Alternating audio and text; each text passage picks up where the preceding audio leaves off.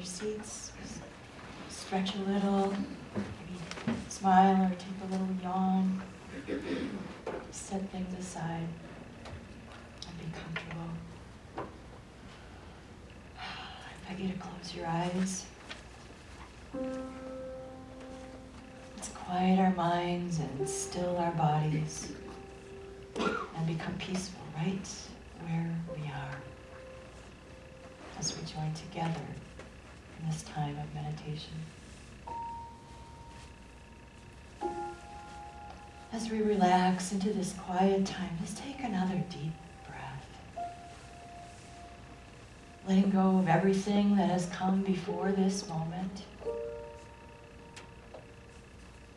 Letting your mind sink into a quiet space and your body fully at ease.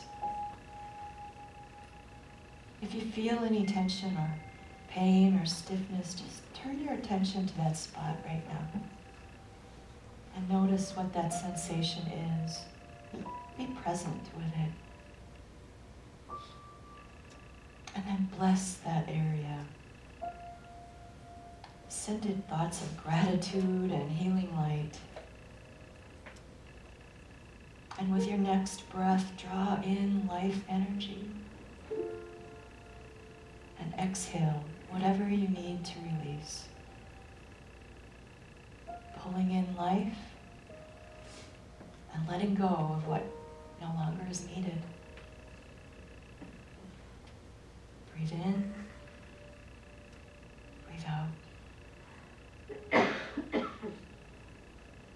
Your beautiful body responds to these healing thoughts. Every thought that you think directly influences the atoms and molecules and cells of your physical being.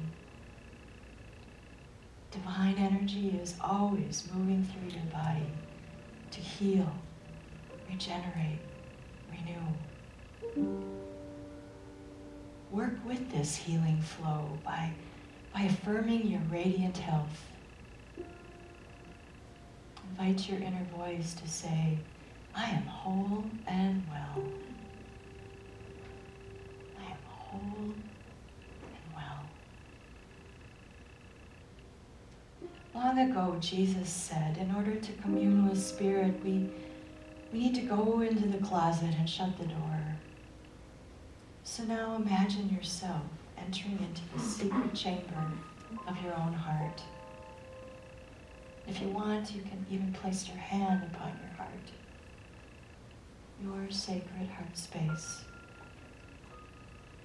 And within your heart, feel the presence of love, unconditional love, peace, harmony.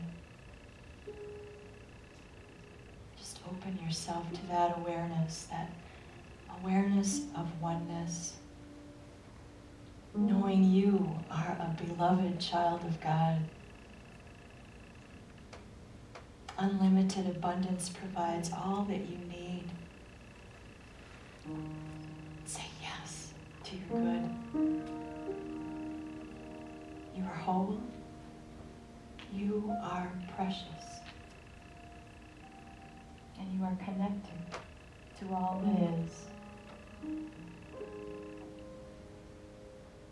When you align with divine mind, Spirit guides your every step. Wisdom, clarity, understanding are always available whenever you quiet yourself like this. Trust this inner wisdom and allow Spirit to guide your way. So I invite you now to just listen for a moment in the silence.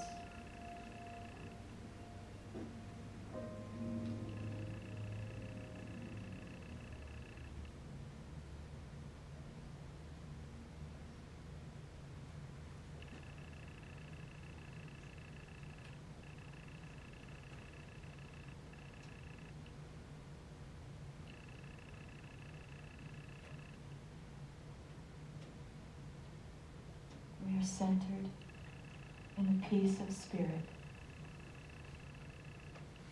and we are present.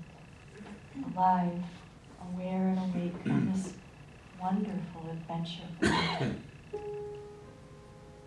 With love and appreciation for all, with gratitude and joy, we embrace life. Together we pray a prayer of gratitude and send a quiet blessing out into the world, radiating kindness, compassion, and peace all around our beautiful planet. And so it is. Amen.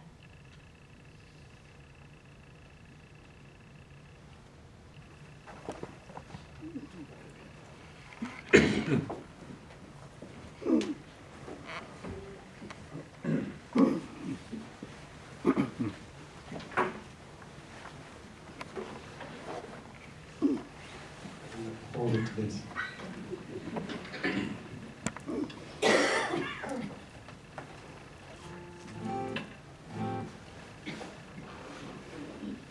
It's an oldie but a goodie. I wrote this one for you guys, so when I say the line about it's the way I feel inside whenever I see your face, it's all of you.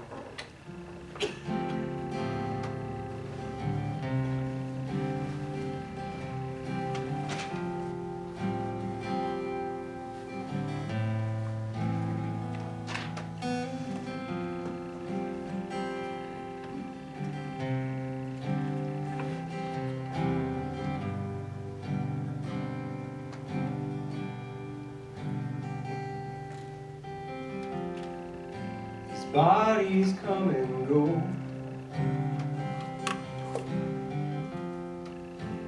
love it never dies.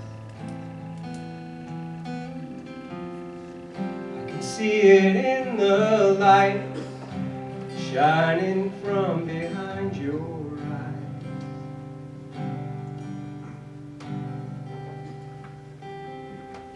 And in a father's gentle guidance, in a mother's warm embrace. It's the way I feel inside whenever I see your face.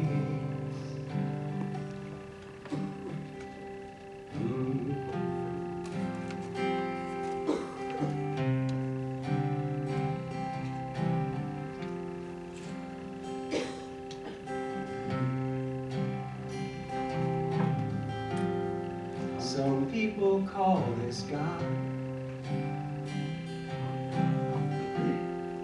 I prefer to call it love.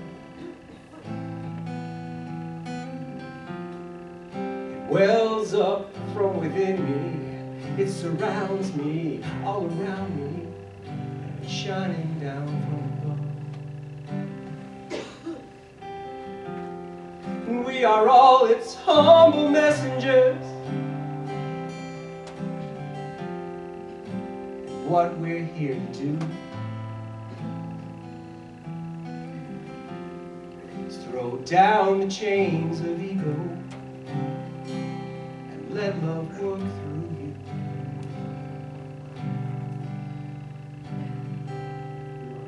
'Cause even when I struggle to believe in God, I still feel God believes in me.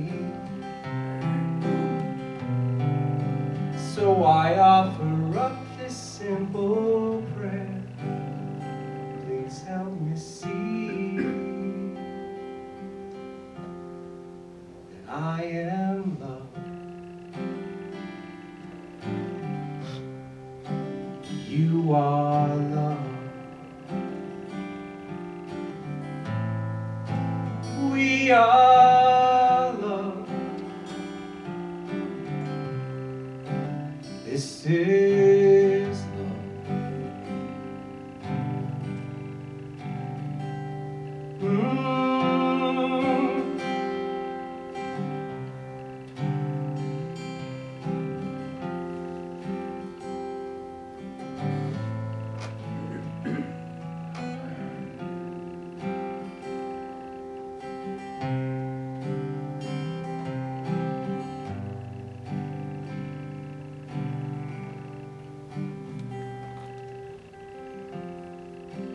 met me at my weakest. Still you offered out your hand. When the shame was overwhelming, you looked me in the eye and said, I understand.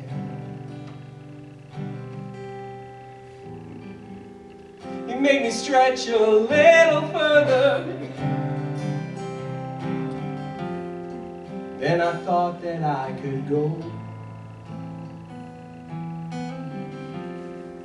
And these wings that I am soaring on today, thanks to the stitches that you sewed. We all know no one is an island, and that we can't do this alone. And thanks to you, where I once felt lost and lonely, now feels like home. 'Cause I am loved.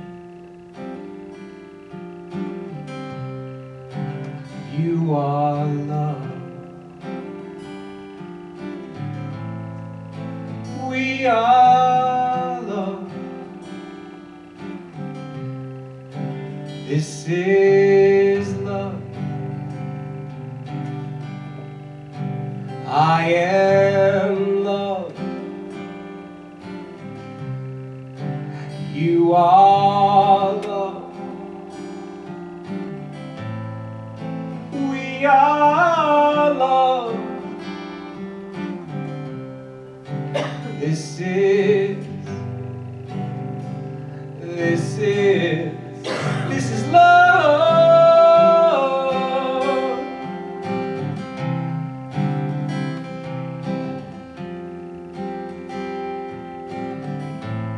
I said this is love.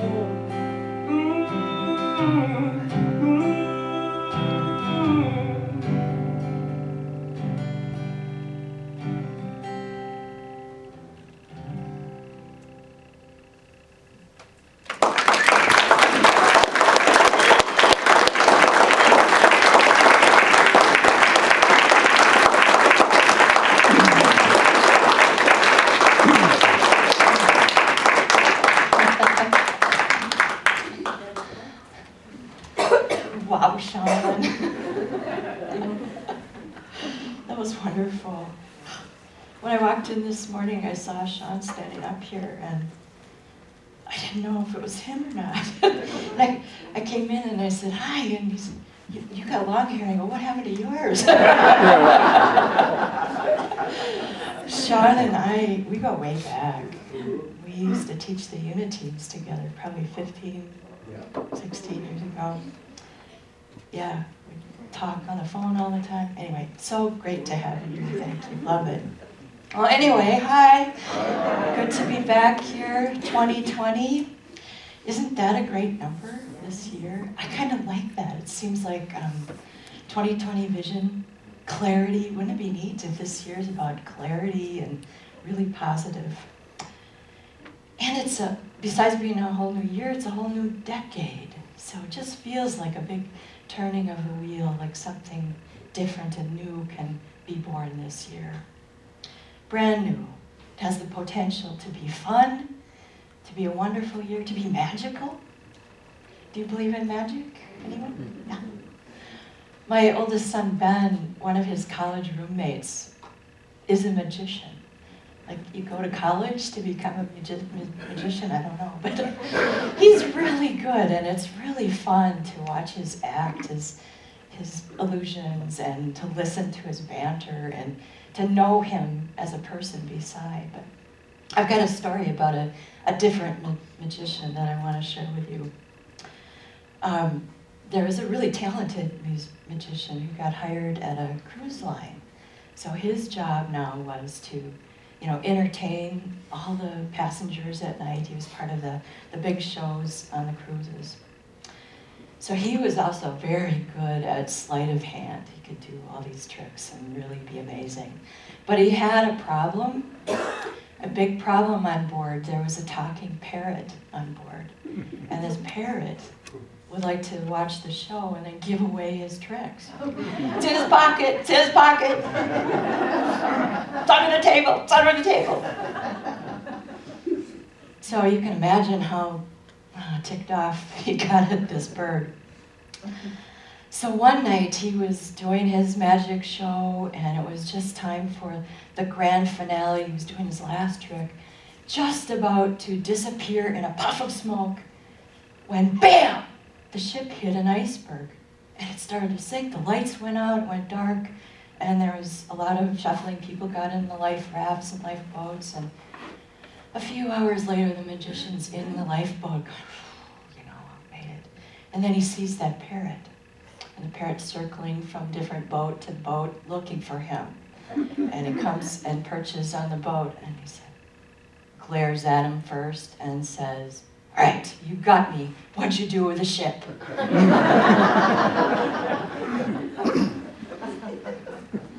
I have no idea why that is part of my talk, but we needed a joke. You know me, many of you know me, and you know that I love to dig deep into Bible, and I love to dig deep into spirituality and science, and what better combo than neurotheology? Have you ever heard that term? It's the study of brain, how the brain functions in conjunction with religious and spiritual experiences. So Mark Waldman is a neuroscience researcher who's written 14 books and many articles on this kind of subject, and he's on the faculty at 2 different universities. Dr. Andrew Newberg is a neuroscientist and a researcher. He's got a degree in biology, he's got a medical degree, he's a director of research at a university hospital, a professor of religious studies, and a professor of radiology at a school of medicine. So he's written 6 books, and some of, I think a few of these books are co-authored by both of these guys, and I've read a lot of them. So here's a couple of their titles. Why We Believe What We Believe, How God Changes Your Brain, and Words Can Change Your Brain. That all sounds very unity, doesn't it? Yeah.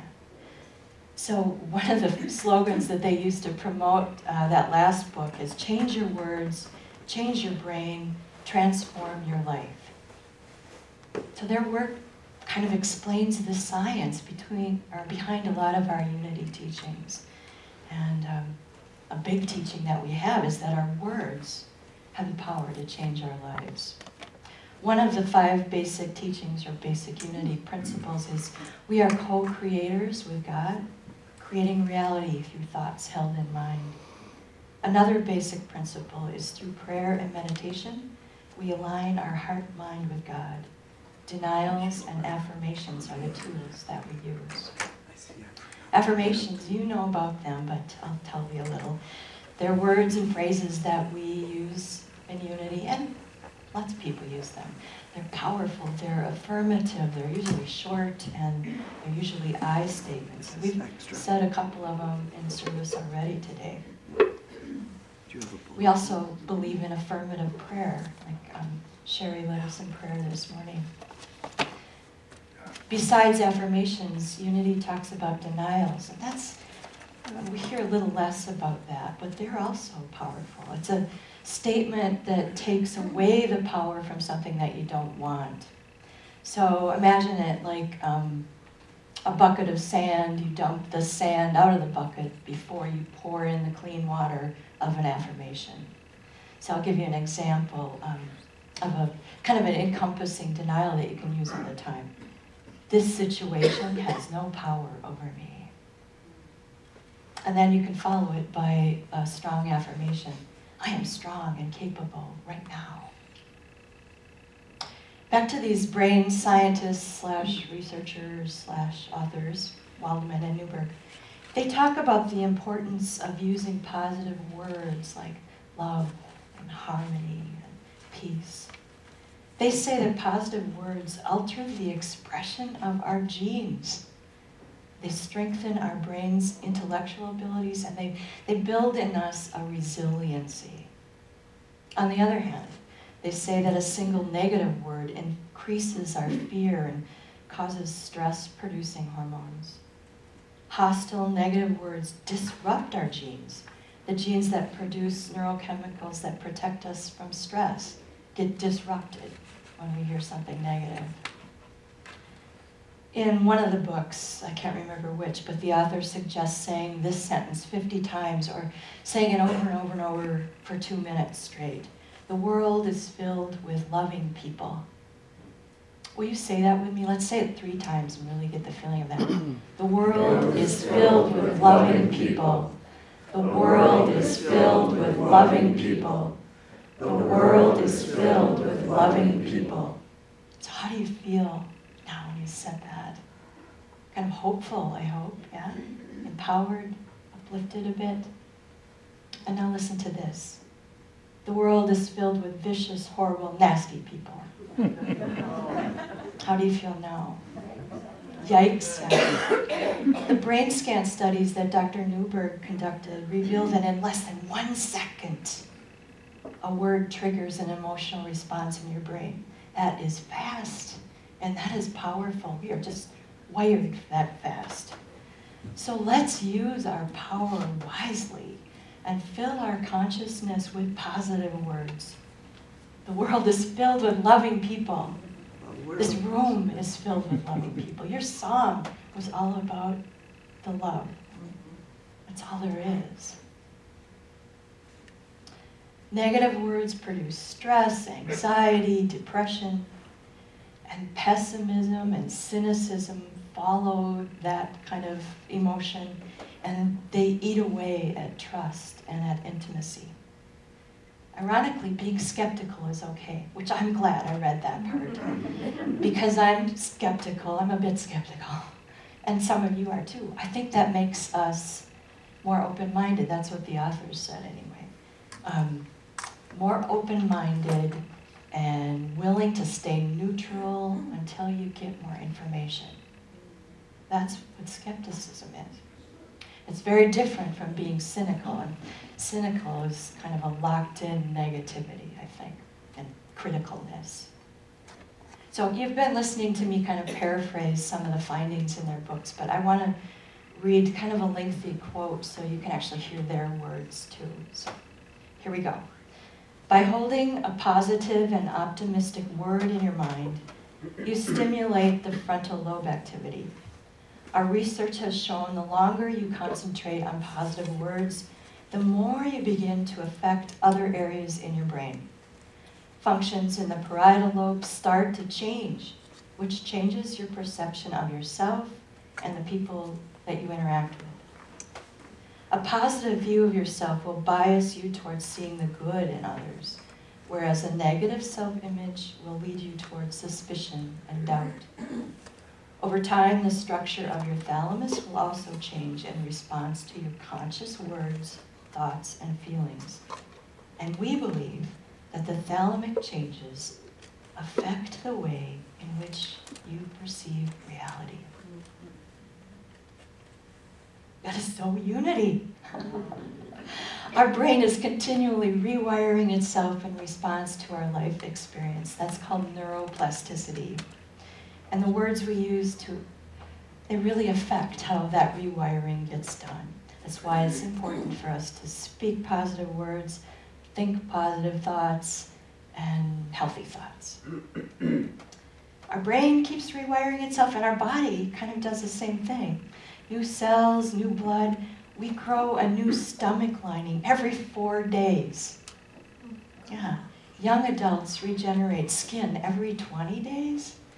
Unfortunately, it's longer for my age people, but you could donate your liver to someone, like half of your liver, on a transplant, and it would regenerate itself in 45 days.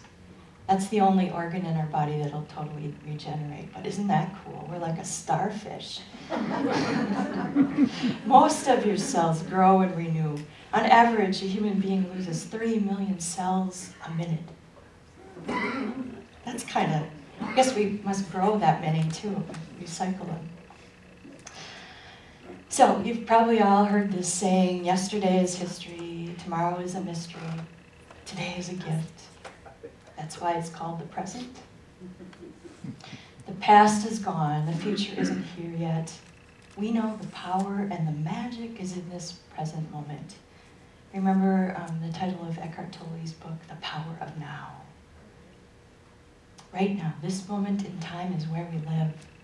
It's where our life is happening, not yesterday and not tomorrow, right now. We can look backward, but we can't change the past. We can certainly heal from past injuries, and we can also change the way we think about the past. We can look forward, set intentions and goals, and make plans, but the future is always up there ahead of us. Sometimes we play a game. Maybe some of you have played this game, that life will get better when game. Life will get better when I lose 10 pounds. Life will get better when I get a new job. I'm here to tell you your life is good right now, in this moment. This is where we have the choice and the power. It's where we get to interact with each other. It's where life happens. And we all want to create a life of joy and peace and goodness, don't we? So start by knowing that your life is good right now.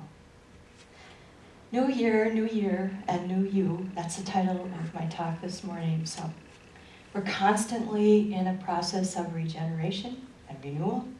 Our bodies, our brains, and our lives. 2020 is a gift. What would you like to find when you open up the gift of this year of 2020?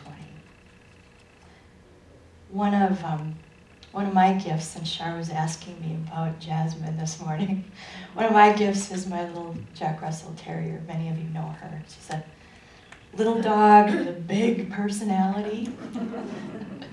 Last week, she and I, we go for walks a lot. She gets me out, she gets me playing and laughing, and that's all good. But last week we were out for a walk one day, and it was just a lovely day with blue sky. I kind of like to go for a walk right before sunset. The light in the sky is so pretty at that time of the day. And so we were out for a walk, and over in the eastern sky, the moon was rising, but it was still daylight out. It was like a half a moon a week or so ago, and I just kept watching it, and then all of a sudden there was like this bird flying. Oh, it's an eagle. It's a bald eagle circling around, in big loping circles, and finally it was over Jasmine and I, and it really close, which I love. I really feel a spiritual connection with eagles. They're kind of a messenger for me. So that day I just felt so expansive, that awareness of oneness, that I'm connected to everything. And it felt like Spirit was just saying, I'm here. I'm within you. I'm outside of you. I'm everywhere. And what a beautiful feeling. To be present to that whenever we can, that's a gift. Fully alive. We know the power of our words, the power of positive thinking and affirmative prayer. There's also this strong power in a laugh or a smile. And like that moment when I just felt so connected with the eagle, I could not help but smile. I just felt so touched and so blessed. Well, let's talk just a bit more about how we can be positive in our words, so we can make this year the gift that we want. Waldman and Newberg recommend creating what they call a strength board. How many of you have ever done like what do they call them, a treasure map and that sort of vision board? Yeah, sort of like that, but they suggest taking out a big piece of paper, and this is my suggestion, on top write I am, the great I am. And then list out about 10 to 30 strengths that you feel you have. This is a self-assessment. I am whatever. And then if you kind of run out of your own ideas, think about maybe what your spouse would say about you, or your kids, or your best friend or a coworker might have some insights about what your strengths are that you don't quite acknowledge yet in yourself. But, oh, Shirley would say this about me, you know? So get a nice list on your paper and use that. Look at that every day. It's sort of like an affirmation for you. And some of you I know are very artistic. You can jazz it up if you want. The authors then say to go in, let me see their specific words. Here, when you can't come up with any more words for your list, it's time to go deeper. Just relax, they say. Find a comfortable, quiet place and sit and let your mind wander. That's their advice. They also advise yawning and stretching as a great, effective way to relax. And they say that this relaxed state of consciousness is very creative and wise. And we say we're going into the silence, right? We know all about that wise place. In meditation, we open up to the infinite and divine mind and higher consciousness. If you create a strength board, read it every day. And then you'll be able to focus then on your positive strengths and all the good things about you. Remember the wording of the fourth unity principle. Through prayer and meditation, we align our heart-mind with God. Denials and affirmations are the tools we use. That's the adult version. If you go into some of the kids' rooms, you'll see a big poster with the 5 principles written a little more simple, I guess. And I love the kids' version. Through affirmative prayer and meditation, I connect with God and bring out the good in my life. That's one of the affirmations we said. It's in your bulletin if you take that home. Another of my favorite affirmations, and many of you will remember this, is from Reverend Paul Hasselbeck down at Unity Village when I was a student there. It's another beautiful day in my consciousness. It's a good one, isn't it? Unity is a positive path for spiritual living. We look for good in ourselves and others, and we discover and nurture our own spiritual nature. Whatever your goals are for this year, for 2020, whatever your visions are and intentions, the overriding idea in unity is always to live from your Christ nature, every moment, every day. That's part of our purpose in life, to create heaven on earth, to shine more and more of our light out into the world. And you can do that no matter what's going on in your life. Whether you're having a profound spiritual moment, like seeing an eagle overhead, or something even more transcendent, or find yourself sitting in the dentist chair getting a cavity filled, or just washing up dishes after dinner. Show up in that moment. That's your life. That's where you are. It's about living in the present, and it's about being the presence in this world. New year, new you. Our bodies and brains regenerate and renew continually, whether we're aware of it or not. That's going on. So why not work with it? Why not work consciously with your divine power to renew and regenerate? Use the spiritual tools we've talked about, affirmations, denials, that strength board, and work with Spirit to create a wonderful, magical year for yourself, and focus on the positive. A lot of positive words: joy, love, harmony, happiness, serenity, kindness, appreciation, gratitude. Affirm your strengths and your unique gifts, because you are good. Right now, you are precious. You are worthy, you are loved, and you are loving. And you are whole. You're made in the image and likeness of our Creator. So share your beautiful light and your gifts with others. Connect with Spirit and bring out the good in your life. You can create heaven on earth one day at a time one moment at a time. Thank you, and peace and blessings for you in 2020.